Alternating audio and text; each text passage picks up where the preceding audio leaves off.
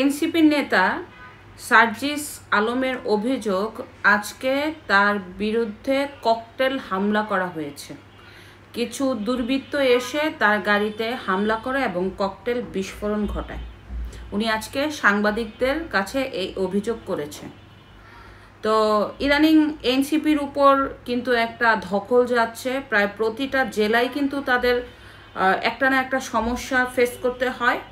কারণ হচ্ছে যে এই দলটির আসলে যেভাবে উঠার কথা ছিল ওই রকম কিছু করতে পারে না, এটা তাদের ব্যর্থতা। তো যাই হোক, আজকে তারা জয়পুর হাটে গিয়েছিল। তো ওই জয়পুর হাটের যে তাদের সমাবেশ ছিল, এই সমাবেশ শেষ করে তারা বগুড়ায় আসে আরেকটা সমাবেশ করার জন্য। ওইখানে আসার পথে, মানে জয়পুর হাট থেকে বগুড়ায় আসার পথে তাদের এই গাড়িতে হামলা চালায় এবং ককটেল বিস্ফোরণ ঘটায়।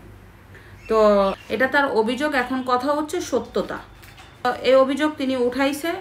একের পর এক তাদের যে এখন একটা খারাপ সময় যাচ্ছে বলা চলে।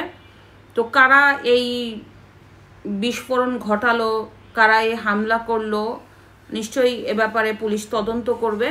দেখেন, এনসিপির সময়টা তেমন একটা ভালো যাচ্ছে না এখন।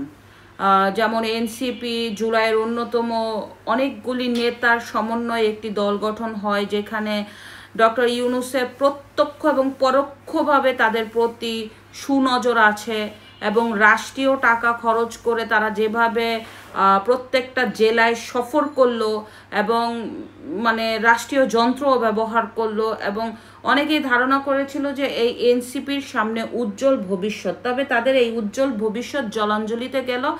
ইদানিং তাদের রাহুকাল চলছে, প্রত্যেকটা জায়গায় তাদেরকে নেগেটিভ করা হচ্ছে, তারা নেগেটিভিটির মধ্যে পড়ে গেছে, মানুষের কাছে তাদের গ্রহণযোগ্যতা হারাচ্ছে।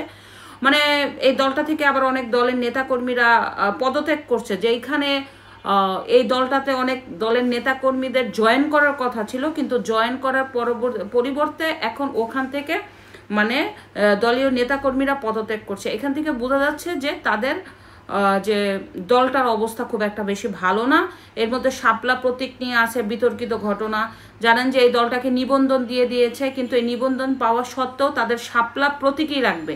এই শাপলা প্রতীকের জন্য তারা একদম বাচ্চাদের মধ্যে একঘেয়ামি করছে।